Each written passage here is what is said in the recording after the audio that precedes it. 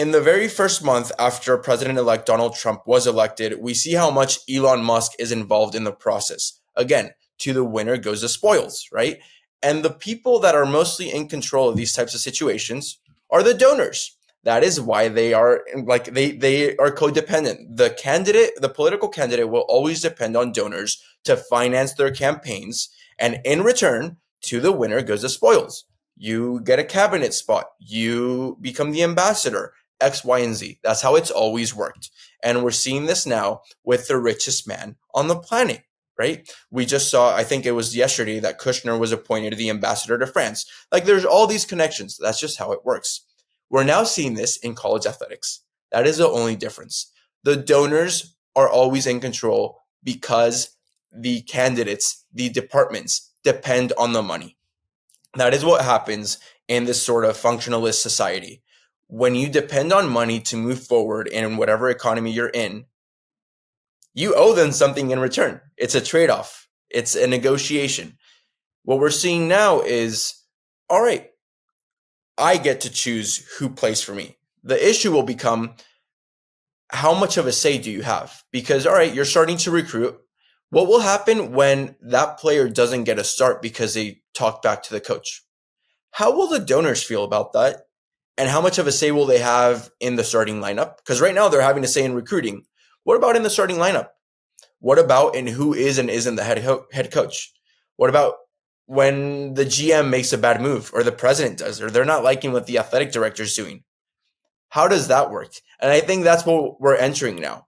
We've seen more than double the increase, right? You said 737 million versus over 2 billion now. That's how much of a say they want to have. And as soon as QB1 talks shit to the coach at halftime and they're not out in the second half, I want to see how Mr. Oracle is going to respond to that. He's not going to like that at all, right? So I think that's the most interesting thing. Not even the Ellisons, right? I want to see what Dave Portnoy will say when this kid talks shit or shows up unfit, or I don't know, does something stupid like college athletes do, which is shows up hungover to practice or something. I want to see what the video saying is, this is so stupid, blah, blah, and the pressure accumulates and there's all this talk.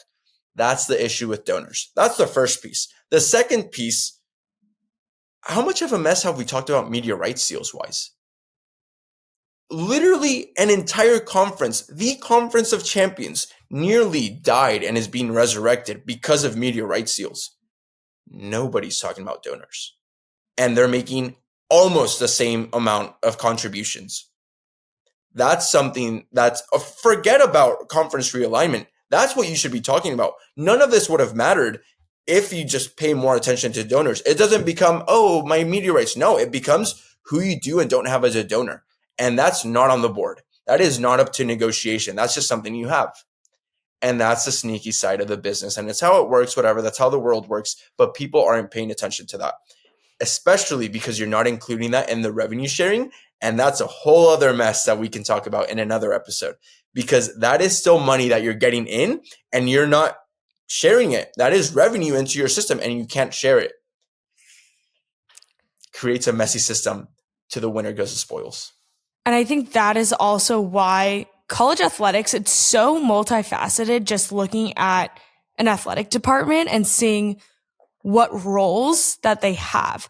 When we brought on Justin DiTola, he had talked about, I wear many hats. I'm the director of NIL, but I'm also so involved in the fundraising portion of this, that fan engagement, alumni relations, all of those titles have such a role in college athletics. Breaking news earlier this week is star quarterback legend at Stanford Athletics, Andrew Luck, is coming back to the program in this new role of a GM. He's going to manage the football team, roster management, all of this different things. But I think a big portion is alumni relations.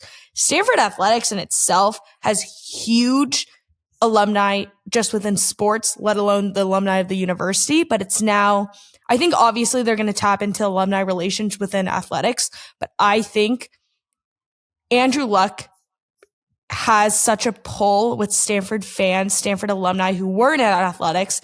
That is what they should draw upon, is they need a revamp of dedication to athletics. I think in itself, the Bay Area has a little hard time getting people to invest in college athletics. Stanford does not fill up their stadium. Cal really only fills up their stadium for big opponents, Miami, Stanford, and getting that draw. And that is something that I hope Andrew Luck taps into, and Stanford Athletics and Altia Sports, all of those partners.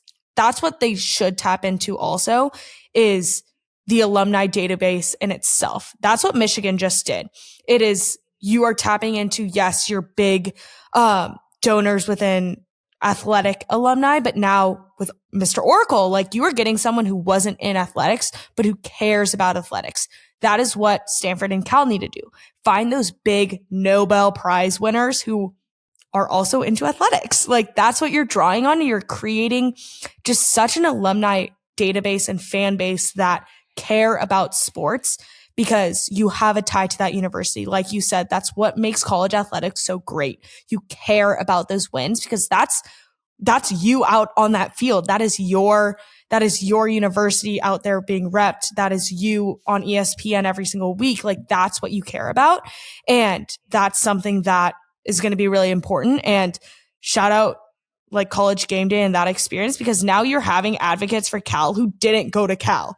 That is so special. And Aaron Rodgers coming back this past weekend at Big Game and then going and repping Cal all the time, like wearing hats, like things like that. It's that level of alumni just pride that you're missing outside of athletics. And with Andrew Luck coming back, I'm hoping that that's what happens.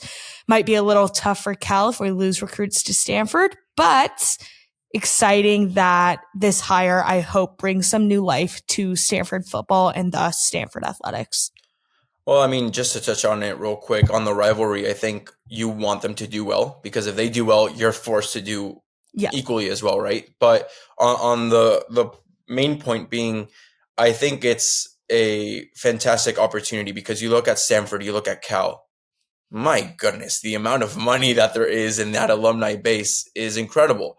You don't have to find the person that's making that money. You have to find somebody close to them that cares. Maybe a spouse, maybe a friend, maybe a dad. Whoever it is, find that person, and that'll be interesting. It'll be interesting to see what happens.